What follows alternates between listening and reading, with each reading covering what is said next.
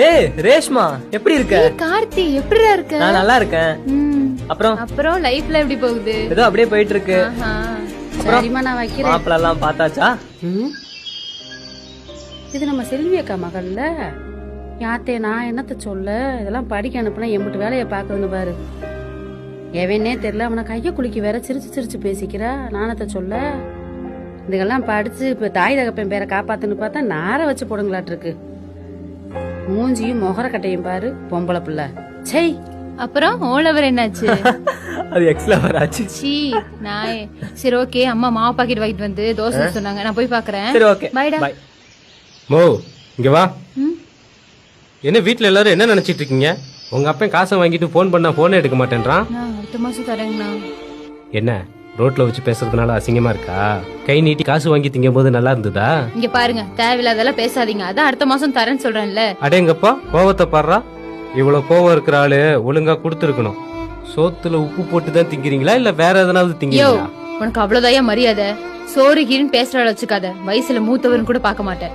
சை, என்னதான் ஆளுங்களும். தம்மா துண்டு இருந்துகிட்டு வாய பாரு, வாய உடைச்சாதான் அடங்கும். ச்சே, பொண்ணா இது கொஞ்சம் கூட வயசு வித்தியாசம் எல்லாம் பேசிட்டு இருக்கு. பார்க்க அவங்க அப்பா அம்மா இருக்கு, அவரப்பா இப்படி பேசிட்டு இருக்கா. நான் கூட என்னமோன்னு நினைச்சேன். சை. ஏய் ரேஷ்மா, ஏய் ஏன் அழுவுற? இல்லண்ணா, அப்பா ஒருத்தர்கிட்ட பணம் வாங்கியிருந்தாரு. அது கரெக்டான டைத்துல கொடுக்க முடியல. ரொம்ப தப்பா பேசிட்டாங்கண்ணா. எவ்வளோன்னு சொல்லுமா, நான் வேணா தரேன். இல்லண்ணா பரவாயில்ல, நீங்க இப்படி பணம் கொடுக்கறதுன்னு சொல்றது ரொம்ப சந்தோஷமா இருந்துச்சு.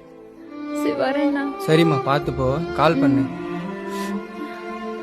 தெரியுண்டி நீ போட்ட சீனுக்கு எவங்கிட்டயாவது இப்படி கண்ணை கசிட்டு நிற்பேன்னு. என்னவா வேணான்னு சொல்ற? சாவடி.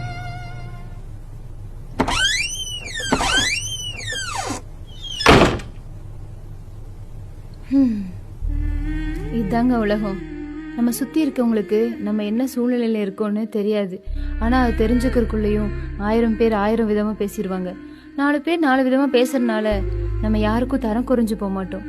நம்ம வாழ்க்கையில எது சரி எது தப்புங்கிறது நமக்கு தான் தெரியும். ஆனா ஒரு உண்மை என்னன்னா, நம்மளை பத்தி தெரியாதவங்க நம்மளை புரிஞ்சுக்கலன்னா வருத்தம் இல்லை.